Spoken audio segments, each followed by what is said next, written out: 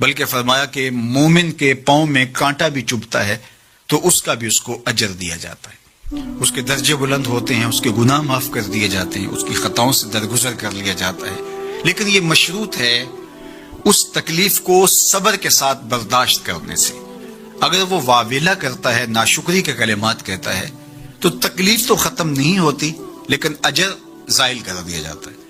تو اس لیے ہمیں ہر صورت کے اندر صبر کے دامن کو مضبوطی سے تھامنے کی تلقین کی گئی، اور اہل ایمان کو یہ بھی سبق دیا گیا کہ جب انہیں کوئی بھی مصیبت پہنچتی ہے تو وہ کہتے ہیں انا للہ و انا الیہ راجعون، کہ ہم اسی کے ہیں اور اسی کے حضور پلٹ کے جانا ہے.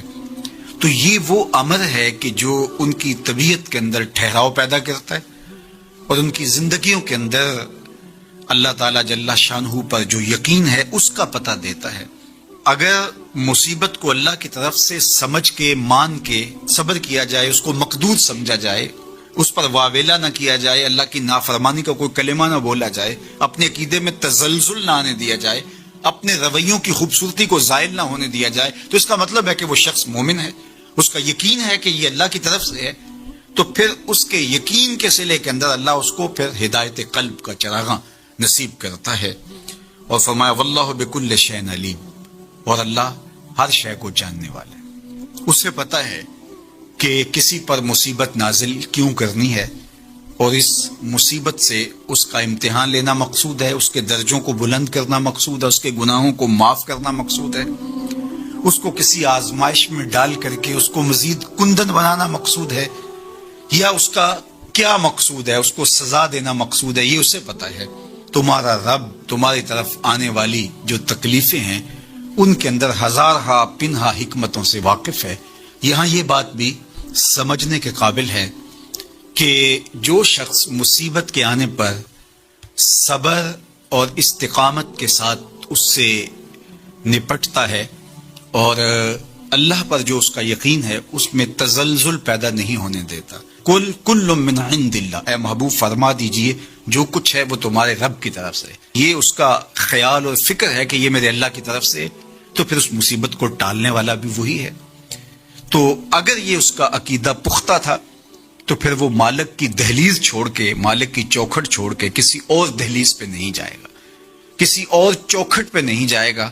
وہ اس مصیبت کو دور کرنے والا مؤثر حقیقی اللہ کو ہی جانتا ہوگا اور اسی کے حضور دعائیں کرے گا، التجائیں کرے گا. کسی شرک کا ارتکاب نہیں کر سکتا ہے اور وہ مالک کی دہلیز سے کبھی روح گردانی نہیں کر سکتا، بلکہ اس تکلیف کے آنے سے وہ اپنے رب کے ساتھ اور زیادہ جڑ جائے گا.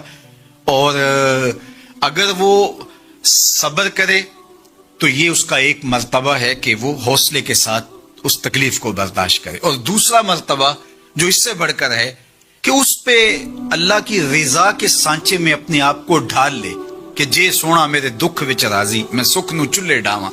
اگر وہ اس بات پہ راضی ہے تو کوئی بات نہیں ہے، میں اس پہ راضی ہوں کہ میرے رب کی یہ رضا ہے. تو یہ دونوں چیزوں کا مل جانا یا دونوں میں سے کسی ایک کا مل جانا، یہ اللہ کی طرف سے اس کو دیا گیا انعام ہے جو اس مشکل حالات میں اس کو حاصل ہوتا ہے. اب وہ کس کیفیت میں ہے اللہ تعالیٰ اس کو خوب جانتا ہے کہ وہ اس پہ صبر کر رہا ہے یا اس کا اندر ڈول رہا ہے. اس کا عقیدہ کمزور تھا اور وہ کمزوری کے باعث جو ہے وہ تزلزل کا، تذبذب کا شکار ہو گئے. تو یہ تمہارا رب خوب جانتا ہے. تو تمہارے سینے کے اندر چھپی ہوئی کیفیت تمہارے رب کے علم میں ہے. حضور علیہ الصلوۃ والسلام نے فرمایا کہ مومن کا معاملہ بھی بڑا عجیب ہے کہ اسے اگر تکلیف ہوتی ہے تو اس پر وہ صبر کرتا ہے، یا اسے خوشی ملتی ہے تو اس پر وہ شکر کرتا ہے. تو دونوں صورتوں میں اللہ اس کو اجر عطا کرتا ہے. اور یہ صرف شان مومن کی ہی ہے کہ وہ مصیبت پر صبر کرے. ارشاد فرمایا الا انبئکم، کیا میں تمہیں خبر نہ دوں باکبر الکبائر، جو بڑے بڑے گناہ ہیں ان کی. وہ ہمہ تن گوش ہو گئے کہ جی حضور ارشاد کیجئے.